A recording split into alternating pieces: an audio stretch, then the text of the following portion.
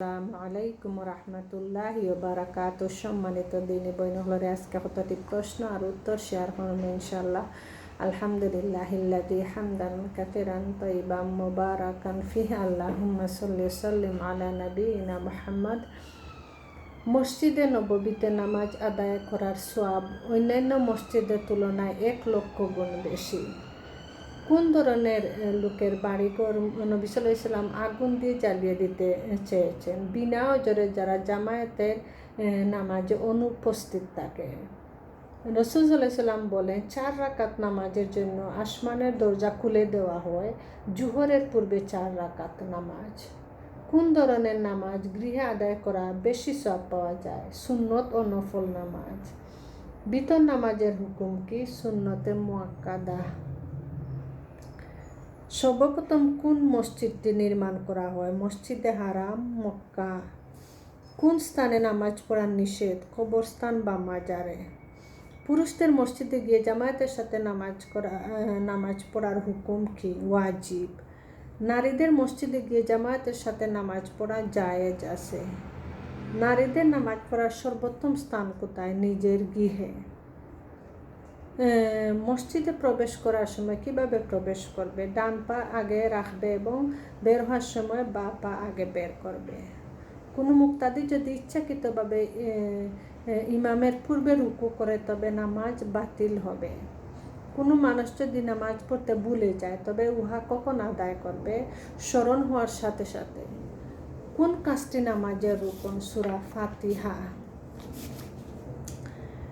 যে ব্যক্তি দিনে রাতে 12 রাকাত সুন্নত নামাজ নিয়োজিত আদায় করবে তাকে খুবই পুরস্কার দেওয়া হবে।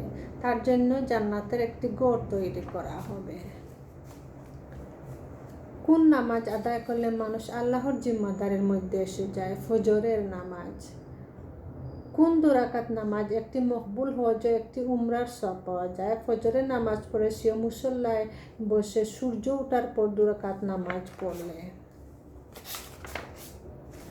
কিবলা অনুসন্ধান করে ব্যর্থ হয়ে অনুমান করে নামাজ আদায় করলে পরে জানতে পারলে সে কিবলার দিকে নামাজ পড়েনি, তাকে কি করতে হবে? নামাজ হয়ে যাবে, তাকে ফিরিয়ে পড়তে হবে না।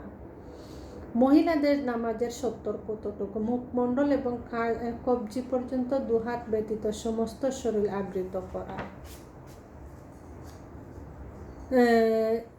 ইমানের পর মুসলমানদের উপর সর্বপ্রথম কোন ইবাদত করা ফরজ হয়? সালাত।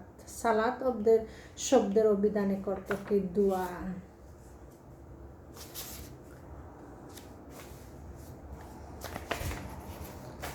জুম্মার দিন গোসল করা সুন্নত না ওয়াজিব? সুন্নত।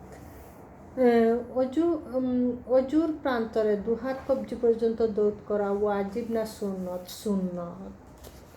কোন ধরনের পবিত্রতা মুজার উপর মাসেহ করা চলবে? ছোট নাপাকি থেকে পবিত্রতা অর্জনের জন্য।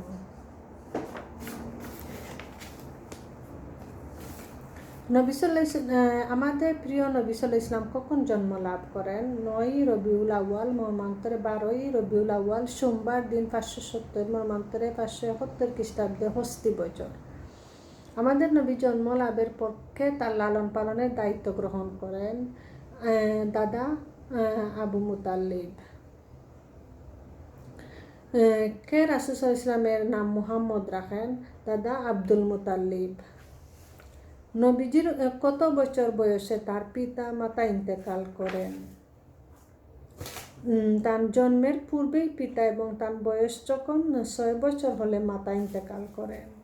দাদা আব্দুল মুতাল্লিবের ইন্তেকালের পর কে তার লালন পালনের দায়িত্ব নেন? চাচা আবু তালেব। নবীজি কত বছর বয়সে চাচা আবু তালেবের সাথে শাম দেশে সিরিয়া সফরে যান? 12 বছর।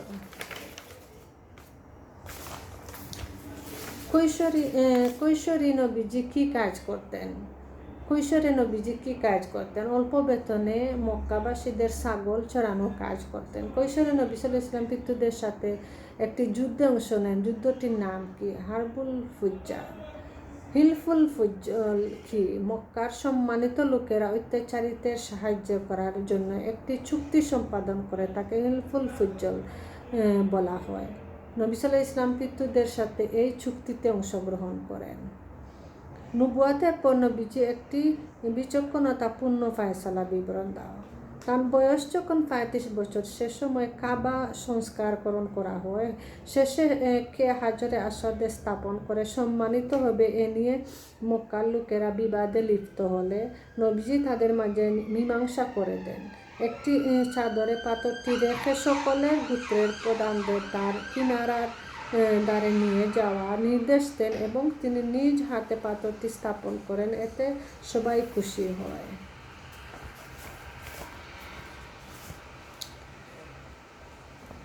যে সাহাবী আজান দেওয়ার পদ্ধতি শিখেছেন তার নাম কি? আব্দুল্লাহ বিন জায়েদ ইবনে আবদে রাবাহি রাদিয়াল্লাহু আনহু। উম্মতে মুহাম্মাদের মধ্যে সবচাইতে করুণশালী ব্যক্তি কে ছিলেন? আবু বকর। কোন নবী জান্নাতবাসীদের সর্দার? ফাতেমা রাদিয়াল্লাহু আনহা। কোন নারী জান্নাতবাসীদের সর্দার? ফাতেমা রাদিয়াল্লাহু আনহা। কোন মহিলা সাহাবীকে কুরআনের প্রহরী হিসেবে ঐক্য দেওয়া হয়েছে? হাফসা বিনতে ওমর বিন খাত্তাব রাদিয়াল্লাহু আনহু।